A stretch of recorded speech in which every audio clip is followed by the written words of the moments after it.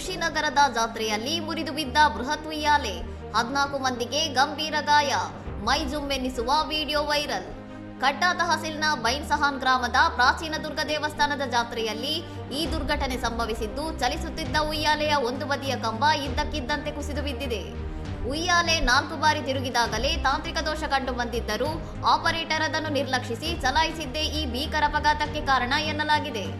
ಘಟನೆಯಿಂದಾಗಿ ಸ್ಥಳದಲ್ಲಿ ಕಾಲ್ತುಳಿತದ ವಾತಾವರಣ ನಿರ್ಮಾಣವಾಗಿದ್ದು, ತಕ್ಷಣವೇ 6 ಆಂಬ್ಯುಲೆನ್ಸ್ಗಳ ಮೂಲಕ ಗಾಯಾಳುಗಳನ್ನು ಹತ್ತಿರದ ಆಸ್ಪತ್ರೆಗಳಿಗೆ ರವಾನಿಸಲಾಗಿದೆ.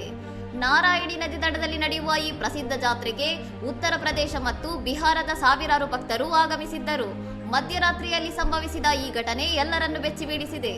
ಘಟನೆಗೆ ಸಂಬಂಧಿಸಿದಂತೆ ಉಯ್ಯಾಲೆ ಆಪರೇಟರ್ ವಿರುದ್ಧ ನಿರ್ಲಕ್ಷ್ಯದ ಪ್ರಕರಣ ದಾಖಲಿಸಿಕೊಂಡಿರುವ ಪೊಲೀಸರು ತನಿಖೆ ಆರಂಭಿಸಿದ್ದಾರೆ.